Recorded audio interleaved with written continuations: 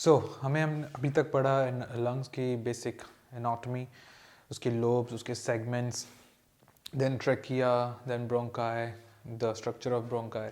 अब हम फर्दर पढ़ेंगे ब्रोंकाई और ब्रोंकियल ट्री के बारे में और एल्वियोलर सैक के बारे में कि कैसे हम ऑक्सीजन हमारे ब्लड तक जाती है। बेसिक स्ट्रक्चर दोबारा से, ये विंड पाइप ट्रैकिया जो कि डिवाइड होता है ब्रोंकाई में। Like one is for lung, left lungs and other one is for right lung. Then this bronchi, उसके बाद ये जो ब्रोंकाई फर्दर डिवाइड होता है इनटू सेकेंडरी ब्रोंकाई में।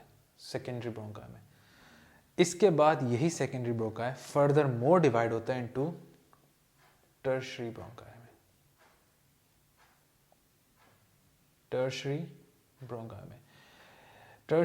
इसी वजह से ये आगे इसकी फर्दर डिवीजन और इस तरह की जो शाखनुमा शक्ल है, इसकी वजह से ब्रोंकियल ट्री भी कहते हैं, क्योंकि फर्दर ब्रोंकियल ट्री भी कहा जाता है क्योंकि ये फर्दर मोर डिवाइड होता रहता है। अब जब ये टर्शरी ब्रोंकाई बनता है तब भी आपकी रेस्पिरेशन नहीं होती, क्यों? क्योंकि एल्वियोलर सैक नहीं बने हैं। ये कब बनते हैं? तब जब आपका ये टर्शरी ब्रोंकाई फर्दर डिवाइड होकर स्पेशल ब्रोंक्यूल्स बनाता है। फर्दर डिवाइड हो गया ये स्पेशल ब्रोंक्यूल। अब ये स्पेशल ब्रोंक्यूल क्यों है? क्योंकि इन ब्रोंक्यूल के साथ आपके एल्वियोलर सैक्स होते हैं। I am making it big to understand. तो ये स्पेशल एल्वियोलर सैक होते हैं, इसमें छोटे छोटे एल्वियोलाई होते हैं और इसे स्पेशल ब्रोंक्यूल इसलिए कहा जाता है क्योंकि इसके साथ भी छोटे छोटे एल्वियोलाई लगे होते हैं। इट मीन्स ये रेस्पिरेशन कैरी आउट कर सकते हैं। ये एल्वियोलाई क्या करता है कि इस एल्वियोलाई के साथ ब्लड कैपिलरीज होती हैं। I will make it big to understand. Like this is the supposable blood capillaries. और जब हम इंस्पायर करते हैं तो हमारे इंस्पायरेशन में ऑक्सीजन जब आती है एल्वियोलाई में, तो यहाँ ब्लड में ये ऑक्सीजन चली जाती है। This is the blood flow suppose. और यहाँ इसी ब्लड फ्लो से जो कार्बन डाइऑक्साइड होती है वापस एल्वियोलाई में जाती है, जो कि when we expire the carbon dioxide comes out और कार्बन डाइऑक्साइड वापस चली जाती है।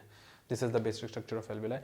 खैर से गैसेस एक्सचेंज होती हैं, ऑक्सीजन आपके ब्लड सप्लाई में जाता है और कार्बन डाइऑक्साइड आउट हो जाता है due to partial pressure difference.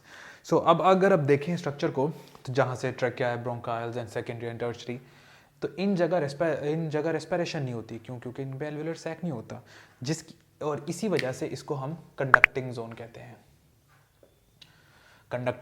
हैं। जबकि जहाँ एल्वियोलर सैक होता है यहीं पे तो रेस्पिरेशन होती है, तो जिसकी वजह से इसको हम रेस्पिरेशन जोन कहते हैं।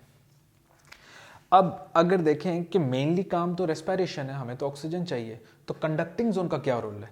कंडक्टिंग जोन का ये रोल है कि जब भी आप एयर इंस्पायर करते हैं तो आपकी एयर को ये ह्यूमिडिफाई करती है। ना सिर्फ ह्यूमिडिफाई करती है, बल्कि अगर कोई भी फॉरेन पार्टिकल आपके रेस्पिरेटरी ट्रैक में आ जाए तो उसको वो एक्सपेल आउट करती हैं। किस तरह करती हैं? वो इस तरह के आपके कंडक्टिंग जोन में एक सेल्स होते हैं जिसे हम गॉबलेट सेल कहते हैं। ये गॉबलेट सेल क्या करते हैं? ये गॉबलेट सेल आपके कंडक्टिंग जोन में म्यूकस प्रोड्यूस करते हैं। इस म्यूकस का क्या रोल होता है कि जब भी कोई फॉरेन पार्टिकल आए तो वो इस म्यूकस में ट्रैप हो जाए। अब ये ट्रैप होता है, उसके बाद इसको वो बाहर भेजते हैं। बाहर किस तरह भेजते हैं? With the help of सीलिया। यहाँ सीलिया भी होते हैं। तो सीलिया मिलकर, म्यूकस और सीलिया मिलकर किसी भी चीज़ को बाहर भेजते हैं। इसके लिए एक स्पेसिफिक टर्म है जिसको हम कहते हैं म्यूकोसिलरी एलिवेटर। ये म्यूकोसिलरी एलिवेटर क्या होता है कि कभी कोई चीज़ पार्टिकल आए तो आपकी सिलरी मूवमेंट इसको बाहर एक्सपेल करती है जो आपके रेस्पिरेटरी ट्रैक से, जिसकी वजह से आपको टिकलिंग महसूस होती है और कोई भी चीज़ बाहर निकल आती है। This is because of this. Now हमने अभी तक रेस्पिरेटरी जोन और कंडक्टिव जोन और उसकी टर्शरी, ब्रोंकाई, सेकेंडरी और उसकी ब्रांचेस पढ़ी। अब हम पढ़ते हैं कि ये कंडक्टिंग जोन है किस किस्म के सेल्स से बना होता है। द कंडक्टिंग जोन जो बना होता है वो सेल्स से बना होता है, उसे हम उस सेल को कहते हैं pseudo stratified ciliated columnar cell. Pseudo stratified ciliated columnar cell से बना होता है conducting zone. Then this conducting zone comes out towards, लेकिन जब हम वापस जाते हैं conduct comes out towards the bronchioles, तो ब्रोंकाइल्स में आते आते ये जूडो स्ट्रेटिफाइड कोलुमिनर सेल्स जो होते हैं ये बन जाते हैं क्यूबॉइडल सेल। क्यूबॉइडल थोड़े से थिन हो जाते हैं थिन हो जाते हैं क्यूबॉइडल सेल्स, और जब ये एल्विलाई तक आते हैं तो ये बन जाते हैं स्क्वेमस सेल्स। क्यों? क्योंकि ये मोर थिन होते हैं और इसकी वजह से गैसेस एक्सचेंज करने में ईजी आसानी रहती है, कोई मसला नहीं होता कि क्योंकि थिन होते हैं तो गैसेस एक्सचेंज पे भी कोई मसला नहीं होता।